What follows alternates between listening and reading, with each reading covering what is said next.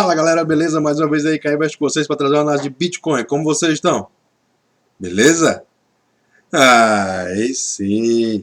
Então hoje dia 23/6 aí de 2020 às 11h40 da manhã estamos começando aqui mais uma análise de Bitcoin e Ethereum. E não poderia deixar de ser agora agradecer que somos 936 inscritos aqui no canal, meu irmão. Muito obrigado a todos vocês aí que estão se inscrevendo no canal, ativando notificações, deixando seu like aí também. A sua opinião, que é muito importante aí pra gente crescer juntos, beleza, galera? Primeiro de tudo, entra lá, grupo do Telegram, só tem gente esperta, galera, tirando as dúvidas, vários protocolos de DeFi, tudo que você quer imaginar na sua vida aí. A gente tá criando aqui a maior comunidade de DeFi do Brasil, então tamo junto aí, galera. Muito obrigado a todos vocês que estão participando, estão se inscrevendo lá nos canais também, nas nossas redes sociais aí, Instagram, Twitter, meu irmão, tudo que tem aí no mundo aí, Facebook, vai entrando aí, tamo junto, beleza? E também é por esses canais que você vai ter acesso a conversar comigo aí, se você quiser fazer alguma espécie de videochamada aí, para poder a gente trocar ideia pessoal aí, esclarecer as suas dúvidas sobre os protocolos de DeFi, que a gente tem aí bastante inovação para trocar ideia, beleza? Então, se você tem dúvidas, entra lá nesses canais e me procura, que a gente vai trocar essa ideia mais pessoal. Tamo junto? Então, primeiro de tudo, vamos passar aqui pelo nosso medidor de sentimento do mercado, nosso Crypto Fear and Greed Index, né? É o nosso medidor de sentimento e ganância, né? De medo e ganância, na realidade, aqui do mercado. E a gente vem ver que ele continua aqui na casa dos 41 pontos. É bem interessante aí a gente ver que ele testou suporte aqui na casa dos 38, 39 pontos aí a semana passada, né? E ontem ele chegou a 38 pontos, hoje está na casa dos 41, que ainda estamos abaixo dos 50 pontos, e quando a gente está abaixo dos 50 pontos, a gente está no território do medo, né? Porque os 50 pontos é a zona mais neutra que tem no nosso indicador. Então, a gente vindo aqui para o gráfico do indicador, a gente simplesmente está vendo que a gente está testando aqui essa zona de suporte forte que está sendo criada aqui nesse patamar aqui do nosso indicador de sentimento do mercado, que está aqui na casa dos 38, 37 pontos aqui nas mínimas, né? Então, é bem interessante a gente ver e acompanhar como é que vai se comportar esse indicador, né? Porque ele realmente mostra uma coisa bem interessante, né? Que você tem que estar de olho no mercado. Enquanto a galera está com medo, porque aí você vai ter as maiores oportunidades, né? Quando a galera está com o maior nível de medo, é quando você tem as maiores oportunidades. E quando a galera está com o maior nível de ganância, é quando você já não tem tanta oportunidade de upside no mercado, né? Então, assim, é bom também para você identificar e balizar, caso você esteja querendo saber onde é que está o nível de ganância e sentimento do mercado, né, para você poder posicionar fazer as suas posições, né? Então é bem interessante. Eu também utilizo bastante esse indicador como uma forma contrária, né, de a gente poder analisar e sentir como anda a movimentação do sentimento geral do mercado como um todo. Então a gente vem aqui para a notícia que saiu aí, tá todo mundo falando sobre isso aí, eu já assisti os vídeos aí de alguns youtubers aí, meu irmão, tá realmente mostrando, falando bastante sobre essa notícia aqui. É bem interessante a gente ver o que está acontecendo, né? Cada vez mais esses serviços centralizados de pagamentos, né? Tipo como o PayPal e o Venmo, né? Quem não conhece o Venmo aqui, é muito utilizado lá nos Estados Unidos para transações interbancárias, né? Você vai mandar dinheiro de uma conta para outra. Eu utilizei bastante quando eu estava lá na Califórnia ano passado, e simplesmente você vai mandar dinheiro para alguém ou vai receber, você recebe através do Venmo dentro do seu aplicativo do banco, né? E o PayPal é dono da empresa Venmo, né? Essa empresa PayPal tem somente 325 milhões de usuários, né, galera? Então são 325 milhões de usuários aí, mais 40 milhões de usuários do Venmo, que vão possivelmente, né, isso aqui ainda não é uma coisa definida, é uma fonte que saiu aí no próprio CoinDesk aqui, que saiu essa notícia falando que tem uma fonte lá que tem notícias, né, tem informações de dentro do PayPal, de dentro do Venmo, que simplesmente ele está dizendo aqui que o PayPal está querendo lançar o serviço de compra e venda de Bitcoin ali pela plataforma do PayPal, nos próximos 3 meses, né? Então é bem interessante a gente estar de olho e ver se isso realmente vai se concretizar, né? Eu acho que quando sai assim, alguma coisa na CoinDesk, eles sempre fazem alguma espécie de curadoria nas notícias que vão sair aqui, não fazem uma coisa jogada ao vento sem nada para poder queimar a própria reputação, né? Então, enfim, a CoinDesk aqui falando sobre essa fonte que eles têm aí de dentro do PayPal, de dentro lá da galera lá da Venmo, que eles acham que realmente o PayPal e o Venmo aí vão estar aceitando essas compras aí de Bitcoin. Por quê? Por que, que eles estão indo nessa trajetória? Porque eles estão vendo que simplesmente uma concorrente deles aí vem crescendo bastante, que é a concorrente do CEO do Twitter, né? Do cara que criou o Twitter aí, chamado Jack Dorsey. O Jack Dorsey ele tem também uma empresa que na verdade é um aplicativo chamado Cash App, que foi lançado ali em 2018 e tal, e simplesmente agora nesse último reporte que a Cash App teve, ele teve uma movimentação somente de lucro em Bitcoin, né, nas operações que o protocolo da Cash App faz em Bitcoin, de cerca de 306 milhões de dólares. Aí o PayPal fica olhando assim, meu irmão, como é? O cara alocou 306 milhões de dólares e eu, como PayPal, com 325 milhões de usuários aqui, mais o Venmo com 40 milhões de usuários aqui, eu vou deixar passar essa oportunidade de estar mostrando para essas pessoas que querem ter esse tipo de acesso.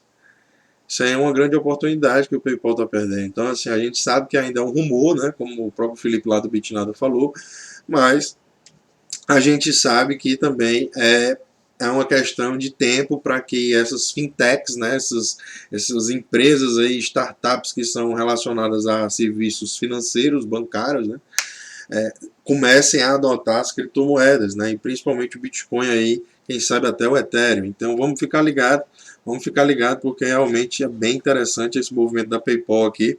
E isso aqui, se realmente se concretizar, a gente pode ter um movimento de adoção de outras fintechs que fazem já meios de pagamentos internacionais e dentro de outros países, enfim, para poder a gente estar realmente vendo um nível de adoção da tecnologia de criptomoedas e de Bitcoin realmente se sobressair, né? Sair do patamar atual e começar a buscar outros níveis de patamares, né, galera? Então vamos ficar ligado, vamos ficar ligado. Eu acho que está bem interessante aí tudo isso que está acontecendo. A gente tem que estar de olho, né, galera? Então isso aqui é uma notícia importantíssima e muito boa, apesar de ainda ser um rumor. A gente tem que encarar como uma coisa positiva.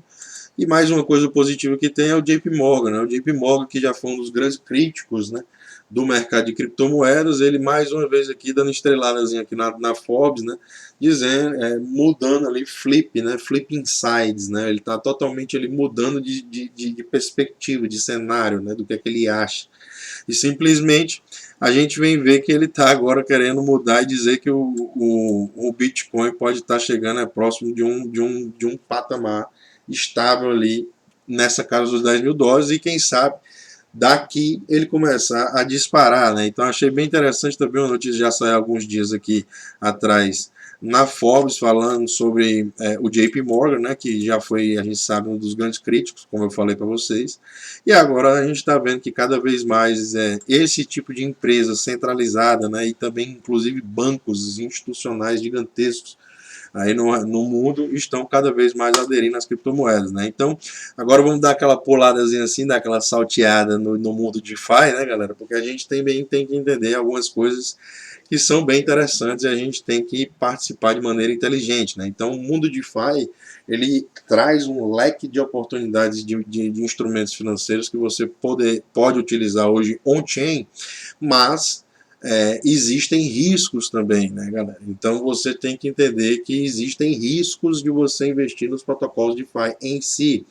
E um dos riscos que existem, inclusive eu comentei bastante sobre vários tipos de riscos. Bastante não, mas a gente comentou alguns tipos de riscos que tem lá nos protocolos DeFi, lá na live que eu fiz na semana passada, aí na quarta-feira, com o pessoal da Escola Cripto.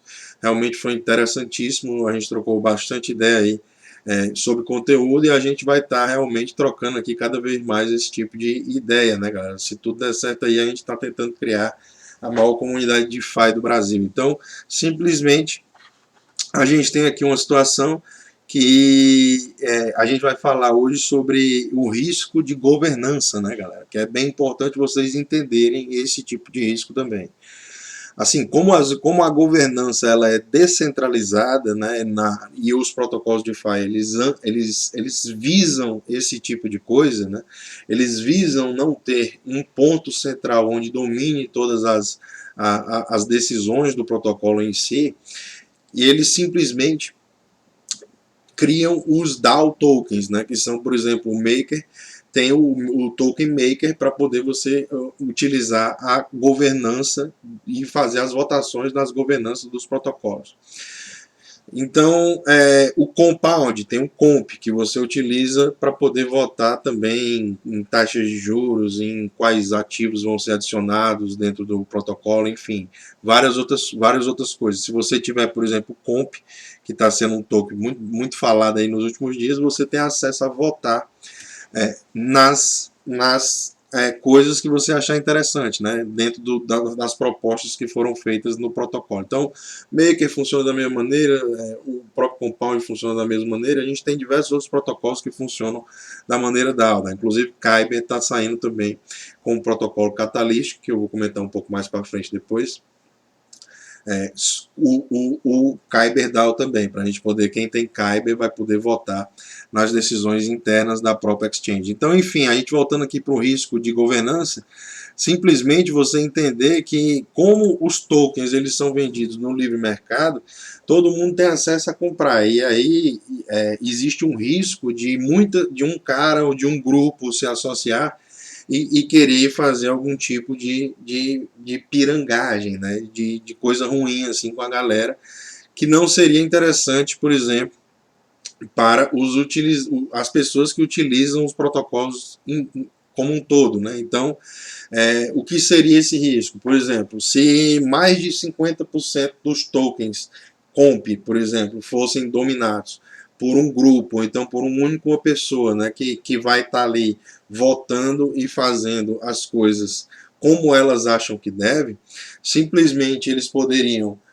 por exemplo, adicionar uma taxa de juros bem alta nos protocolos em si, para que várias pessoas entrassem no protocolo e pudessem fazer os seus depósitos visando ganhar os lucros do protocolo, e aí pegar empréstimos também em si e atingir, ficar tentando controlar o nível de colateral, né? Se você não está entendendo nada é porque você ainda não participou ainda dos vídeos que eu comentei anteriormente sobre como você utilizar o Compound. Inclusive eu tenho um vídeo aqui na playlist que eu vou deixar para vocês aí, que é para você assistir como você pode utilizar o Compound aqui no canal mesmo. A gente tem, são vídeos curtos sobre vários protocolos na playlist DeFi aqui no canal.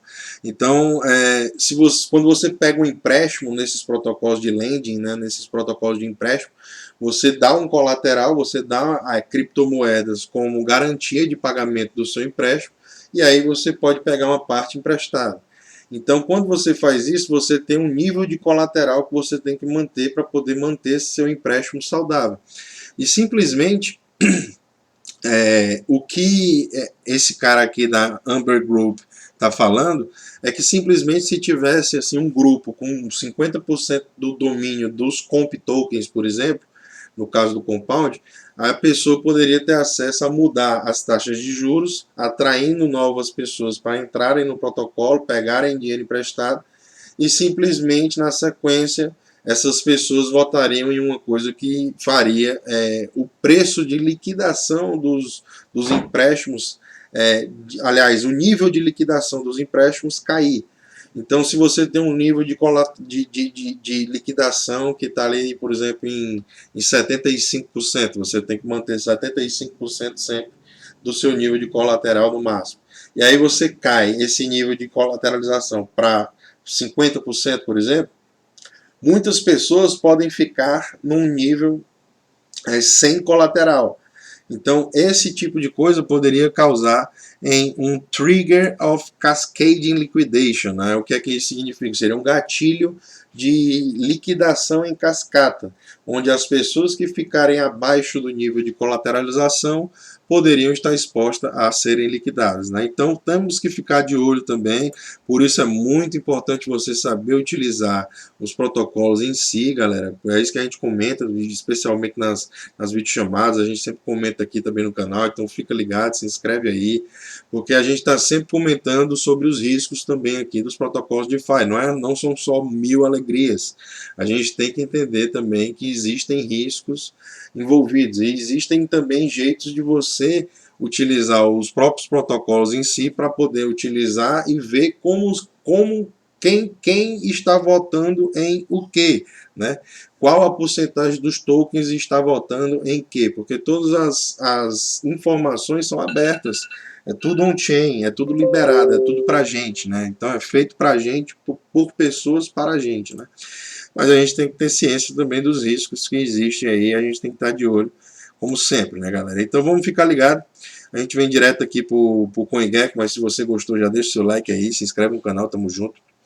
E a gente vem ver aqui que o cap está com cerca de 277 bilhões de dólares aí. Eu acho que, na minha opinião, ele está doido para testar os 300 bilhões novamente, né? Vamos ver aí como é que vai ser, mas a gente vai...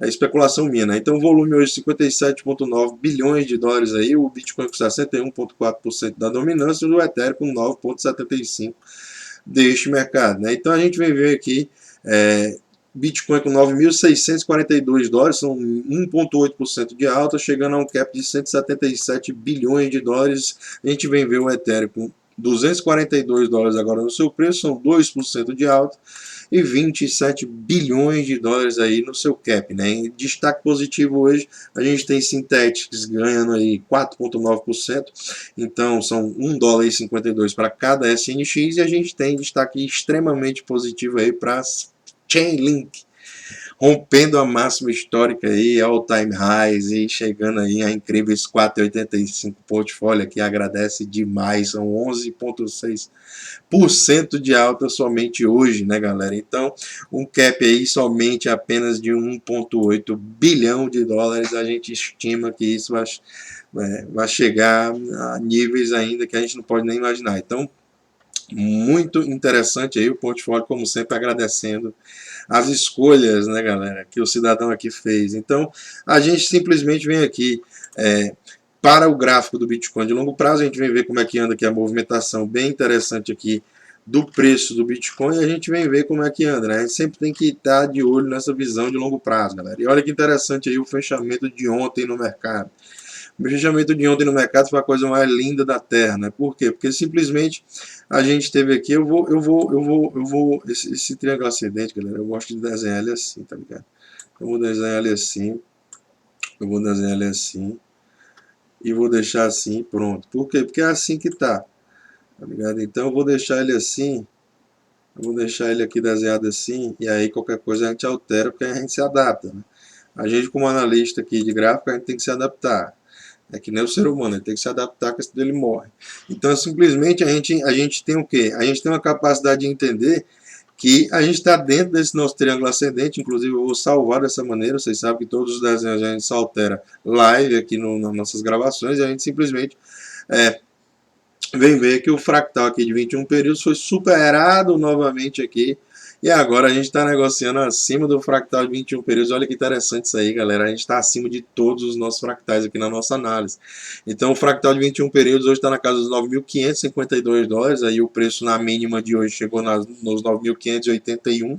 E a gente tem que analisar como vai ser o fechamento de hoje também, né? Incrível aí vai ser se a gente conseguir fechar acima do topo desse candle aqui anterior. Ou seja, acima dos 9.751 dólares aqui, que foi a máxima do dia de ontem, né, galera? Então é bem interessante a gente fechar acima desse patamar, porque aí a gente tem realmente bastante força para poder tá vindo buscar essa nossa resistência principal aqui, que está entre aqui os 10.000 e 10.500 dólares, meu irmão. Essa resistência, quando ela for superada, se a gente supera ela nessa pancada, a gente realmente tem um movimento aí que a gente nem espera por vir, tá ligado? Então vamos ficar de olho. Vamos ficar de olho, as oportunidades aí estão por todo lado, o volume ainda continua bastante interessante, porque ele vem caindo e a gente tem que tratar esse volume sempre com um possível indicador contrário também, né? Então a gente tem que estar de olho aí, porque o preço vem estável aqui, já são vários dias aqui que a gente vem andando de lado, né? A gente vem ver que são 55 dias, quase 2 meses já aí negociando de lado no preço do Bitcoin. Então a gente está muito otimista ainda, por quê? Porque a gente está fazendo topos, os topos não estão mais altos, mas o que acontece? A gente tem fundos mais altos do que os fundos anteriores, então só isso em si já é uma tendência de alta, por quê? Porque você tem os fundos cada vez mais altos. Então, quando a gente tem os fundos cada vez mais altos por teoria clássica de Dow, a gente simplesmente tem uma tendência de alta. É assim que é, e quem quiser dizer que não, beleza. Apesar disso aqui ser uma onda mais complexa que a gente está fazendo aqui de correção, a gente está simplesmente aqui sambando entre os principais fractais aqui de curto prazo, que é os 21 períodos e o de 50 períodos. A gente não chegou nem aí até os 72 períodos, e ele já vai chegando ali na sequência, hoje com 8.887 dólares no final. Então a gente simplesmente está entendendo que o preço do Bitcoin aqui está bem saudável. Ele ainda tem espaço, agora que ele está negociando acima do fractal de 21 períodos, para fazer esse teste que eu estou falando na casa dos 10.500 dólares. Se ele começa a fechar candle acima desses 10.500 dólares, galera, aí, galera, é realmente a alegria do mundo todo, porque a gente vai estar passando aqui por essa nossa linha de tendência de baixa que eu venho comentando com vocês aqui há bastante tempo aqui no canal. Entendeu? Que ela pega aqui no topo de 2017, no topo de 2019, e agora a gente está indo, quem sabe, fazer esse novo teste aqui na casa dos 10.500 dólares aí. Enfim, vamos tentar superar essa região, né, galera? Então, bem interessante, se você tiver uma visão de longo prazo, você comprou Bitcoin abaixo aqui dessa região que eu vou marcar aqui no gráfico para vocês, simplesmente qualquer região dessa daqui que você comprou Bitcoin, você está no lucro.